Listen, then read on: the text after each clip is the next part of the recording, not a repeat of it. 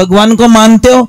माता जी को कौन कौन मानते हो? ऊपर हाथ करो। अब जो नहीं जानते, अभी से मेरा चैनल है उसके ऊपर ओके करो, सब्सक्राइब करो और मेरे से जुड़े रहो।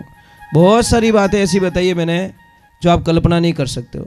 थोड़ा जोर से बोलो ना। राधे, जय श्री कृष्ण।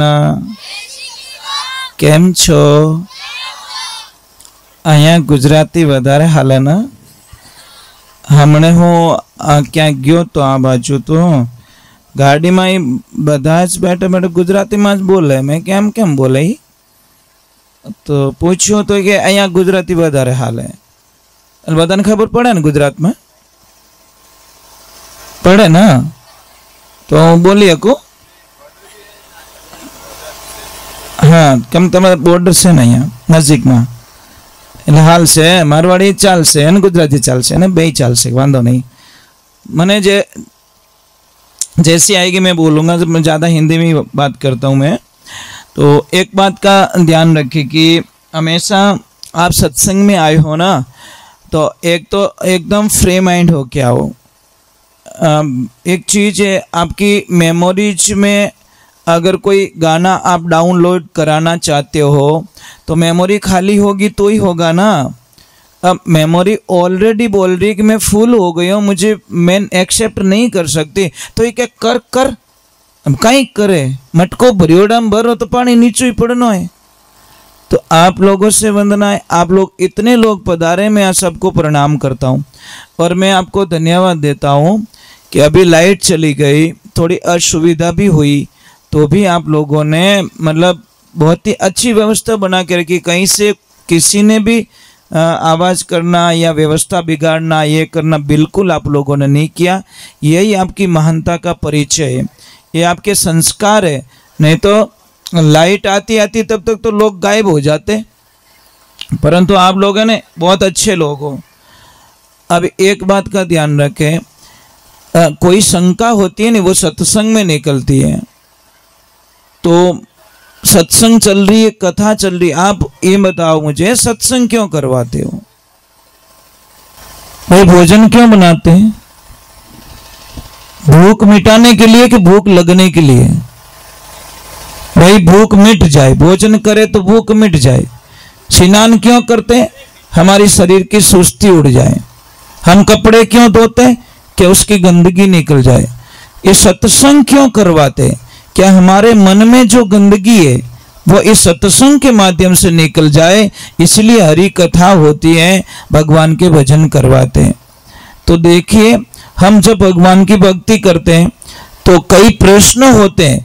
किसी ने आके पूछा कि महाराज जी, भगवान से मिलने के लिए क्या नित्य स्नान करना जरूरी है? क्या भगवान से मिलने के लिए ऊंची जाति में जन्म लेना जरूरी है? क्या भगवान से मिलने के लिए कोई डिग्री की आवश्यकता होती है? भी बीएड किया हुआ ही मतलब भगवान से मिल सकता है? या वेद पुराण पढ़ता है वही भगवान से मिल सकता है? या मंत्र जानता है वही भगवान से मिल सकता है? या आरती जानता है वही भगवान से मिल सकता है? और चौथा नंबर का प्रश्न था कि भगवान के मिलने के लिए क्या उम्र का कोई लेवल होता है कि 50 साल बाद में ही भगवान मिलते हैं, 2-4 साल की उम्र में भगवान नहीं मिलते? तो सारे प्रश्नों को सामने से उत्तर दिया कि भगवान से मिलने के लिए कोई डिग्री की आवश्यकता नहीं होती। न सर्टिफिकेट चाहिए, न कॉलेज चाहिए, न डिग्री चाहिए, कोई नहीं चाहिए। अगर डिग्री की जरूरत होती तो हाथी को भगवान नहीं मिलते, उसके पास में कौन सी डिग्री थी? जब हाथी डूब रहा था पानी में, डूबते डूबते उसको भगवान की याद आई कि गज और मगर लड़े जल भीतर लड़त गड़ लड़त गज हारी, जो पर ही सुन रही बारे जद राम ही राम पुकारी, अरे राम ना माने भरोसा भारी। सुनी पुकार वार चढ़िया गजरी, गरुड़ करी अश्वारी, चक्कर चलाए धनी फंद ने काटियो दुबच गज ने तारी, ये राम जीरा माने भरोसा भारी। उसको विश्वास था, नाम लिया और भगवान को आना पड़ा। इसका मतलब क्या है? श्रद्धा होनी चाहिए। दूसरे नंबर, डिग्री की कोई जरूरत नहीं है। दूसरे नंबर, नित्य स्नान करना भी जरूरत नहीं है। तन का स्नान करने से भगवान नहीं मिलेंगे, हमारे मन का स्नान होना चाहिए। तन का स्नान तो कछुए और मछली पानी में ही तो रहते 24 घंटे, तो भगवान उनको तो हर पल मिलना चाहिए। उनको नहीं मिलते भगवान, क्योंकि वो तन का स्नान हो रहा, मन का स्नान नहीं हो रहा है।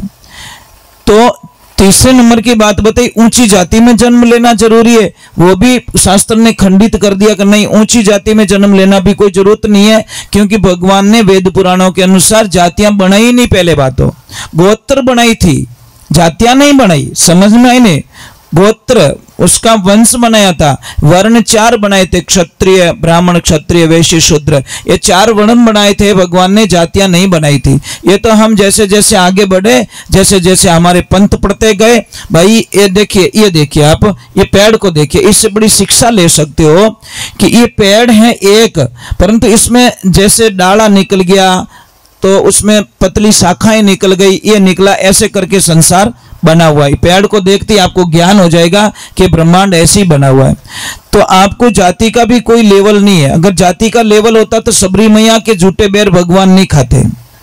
अगर जाति का कोई होता ऊंच नीच का तो सबरी मैया के झूठे बेर भगवान नहीं खाते। और चौथे नंबर की बात बताई, उम्र का कोई लेवल, मतलब 50 साल बाद में, 70 साल बाद में, 80 साल बाद में भगवान की भक्ति कर सकते हैं, तो वहां पे भी वापस मना किया गया। उम्र का कोई लेवल नहीं होता।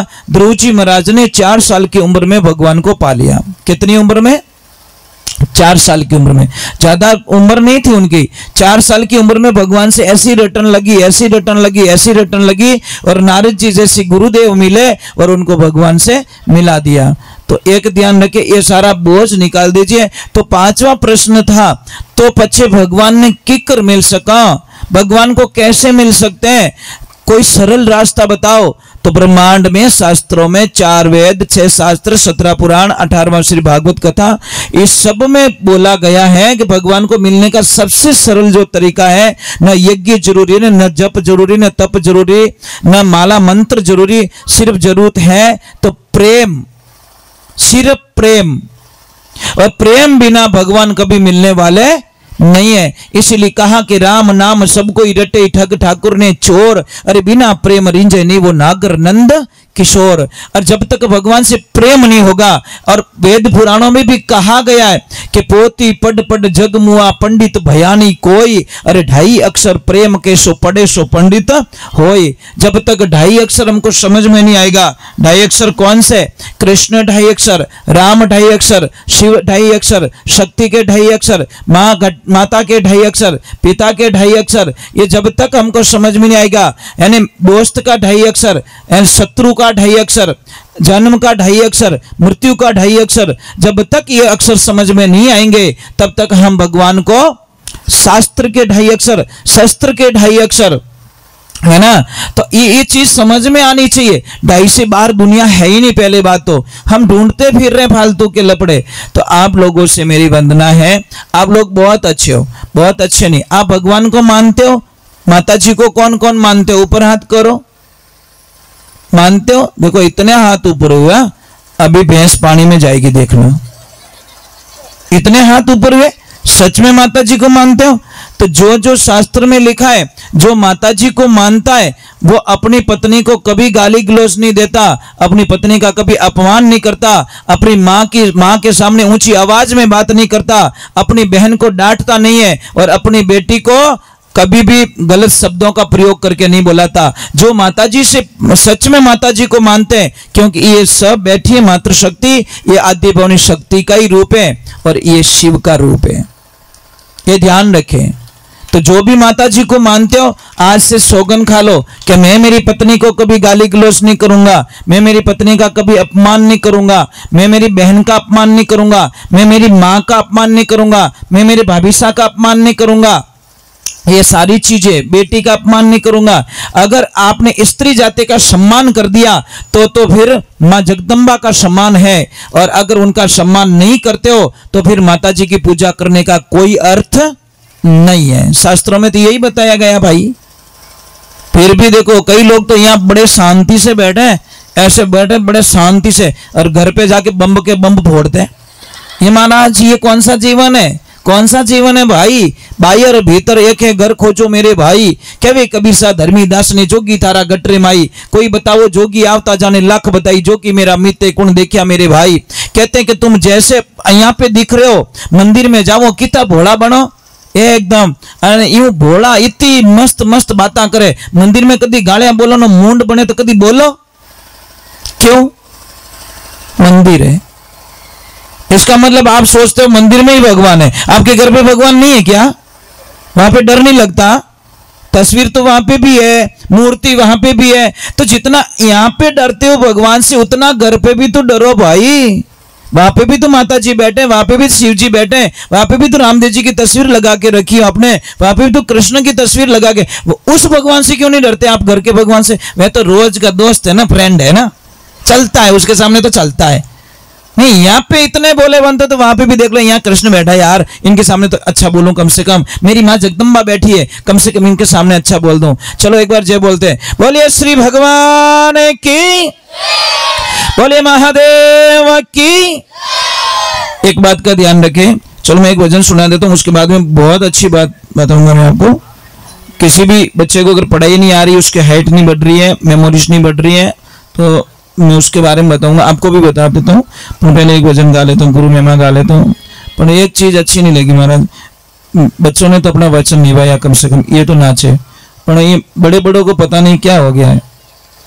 हो सकता है पुराने जमाने की गाड़ियां धक्का स्टार्ट ही होती है, ये लायला पावर स्टीयरिंग है ना, ये कहीं लाइट वाली गाड़ियां जो पट चालू हो जाए। ओल्ड मॉडल में थोड़ी सी प्रॉब्लम आए, थोड़ा आगे पाछो करना पड़े, पचे तो रेस पकड़िया, पचे तो वही गाड़ी हमें ढाल वही चढ़े।